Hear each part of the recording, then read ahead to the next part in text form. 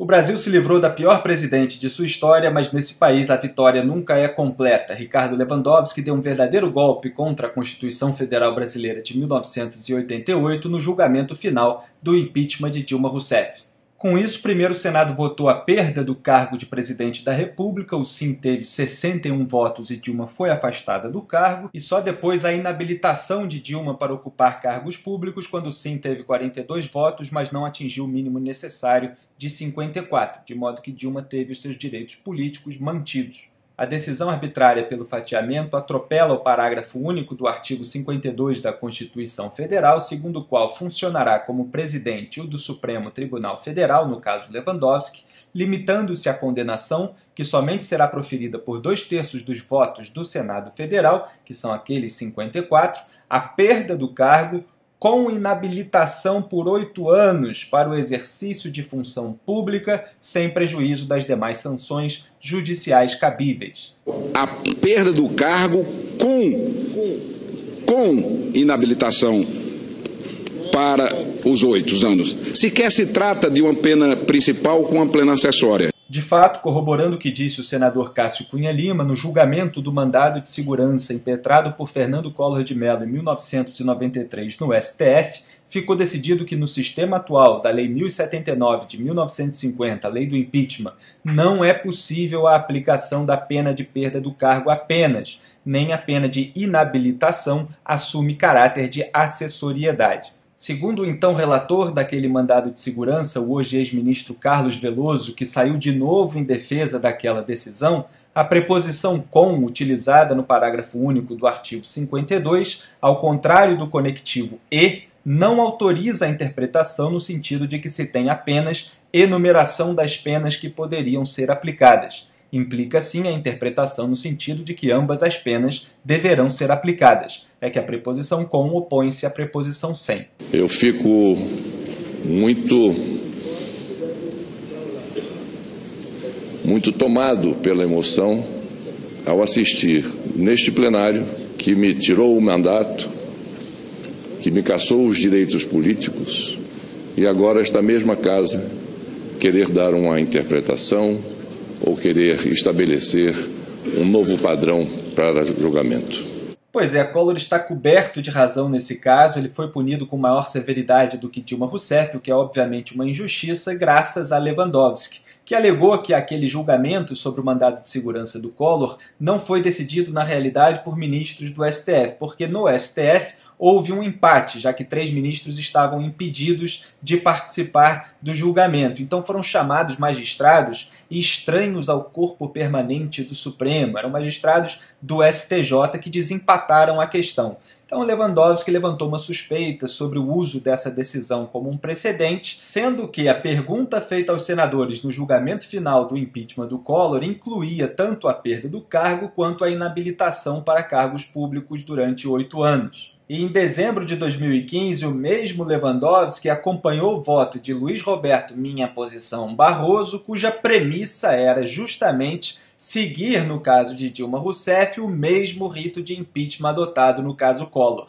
E tem mais, ao destacar da pergunta sobre a condenação de Dilma aquela parte sobre a inabilitação para cargos públicos, Lewandowski simplesmente aplicou ao impeachment as regras de apresentação de destaques usadas em discussões legislativas normais. E o senador Aloysio Nunes mostrou que isso não era certo não, porque o produto do julgamento é uma sentença e não um projeto de texto normativo.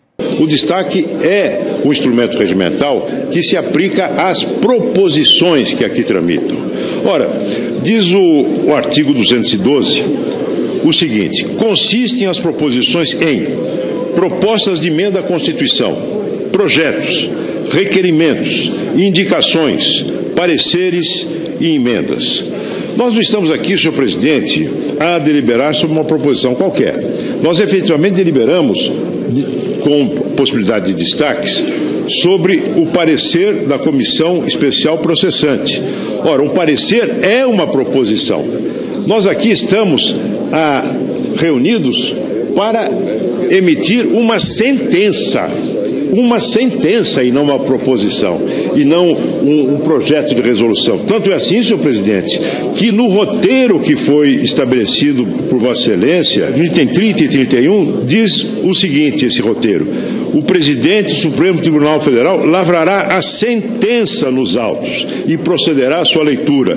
E depois o presidente do Supremo Tribunal solicitará a todos os senadores que assinem a sentença, publicando-se em sequência a respectiva resolução. Mas não teve jeito. Lewandowski disse que se tratava de uma proposição legislativa também e determinou o fatiamento e a votação do destaque em separado. Talvez porque soubesse que se submetesse ao plenário a votação da constitucionalidade do fatiamento, certamente a maioria dos senadores ia derrubar o fatiamento e impedir que se votasse em separado a inabilitação de Dilma Rousseff para a ocupação de cargos públicos. Nós não deliberamos a respeito.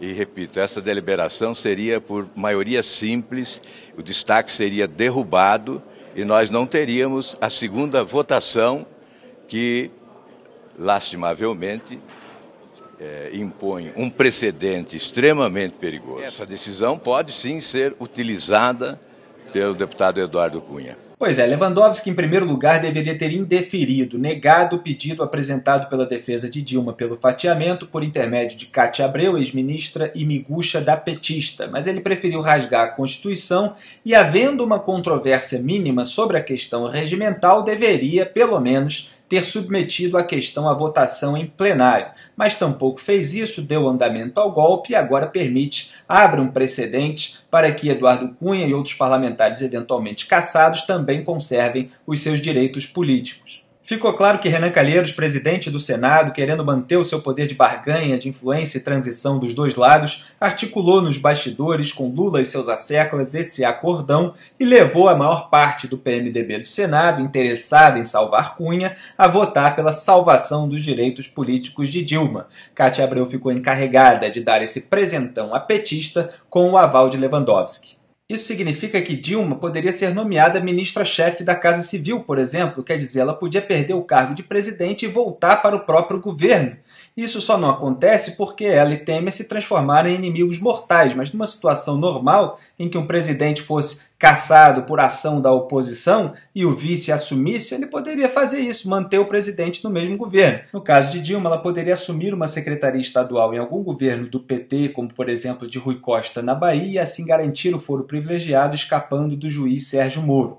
O problema é que Carolina Pimentel, esposa do governador petista Fernando Pimentel, esse casal que é investigado na Operação Acrônimo, tentou fazer isso em Minas Gerais e não conseguiu porque o Tribunal de Justiça do Estado percebeu a maracutaia a tempo e a impediu.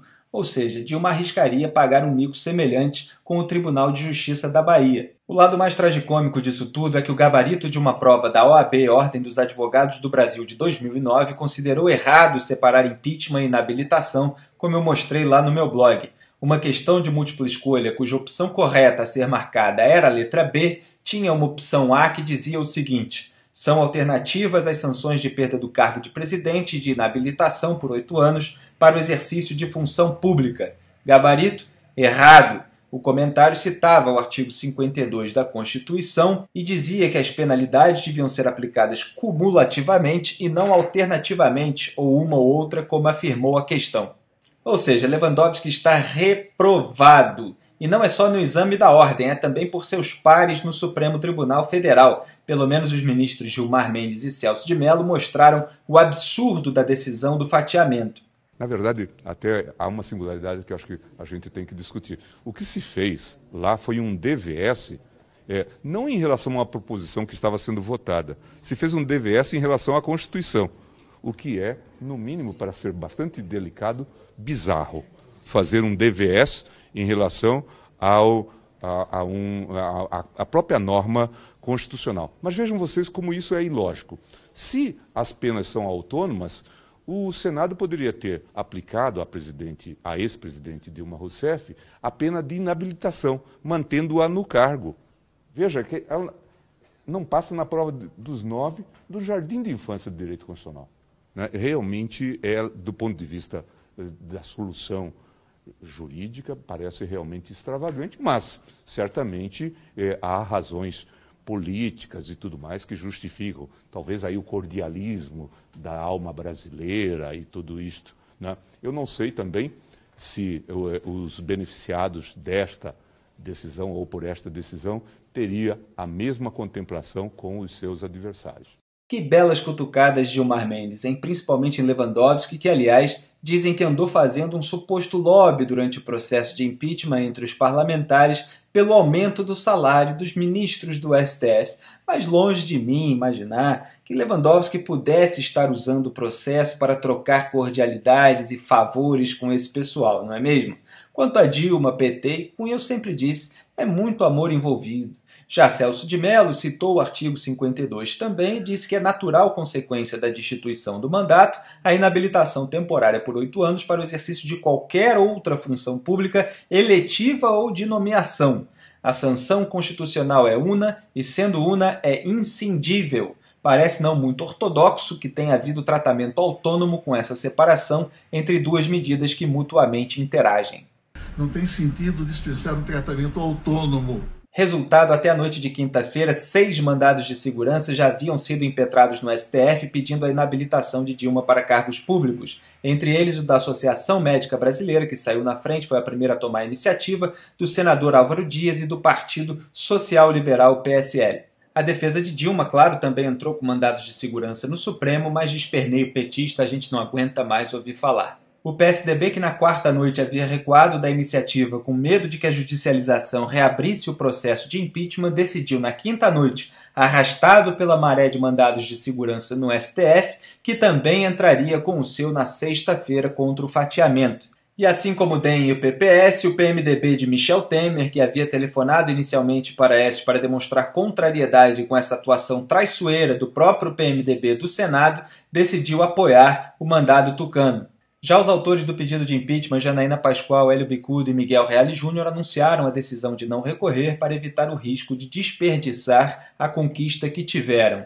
Embora o PSDB tenha anunciado que tomaria cuidado na elaboração do mandado, risco de fato há. Como eu antecipei lá no Twitter, o problema de anular a votação da habilitação de Dilma é dar margem para anular a do impeachment até a posse de Temer. O golpe de Lewandowski foi bem pensado. O PT, por exemplo, poderia alegar que a votação do impeachment excluiu a questão da habilitação, e se fosse para incluir, o placar poderia ser diferente, mimimi. Como 61 senadores votaram a favor do impeachment e 42 votaram a favor da inabilitação de Dilma, 61 menos 42 são 19 senadores que votaram pró-impeachment, mas votaram contra a inabilitação ou se abstiveram.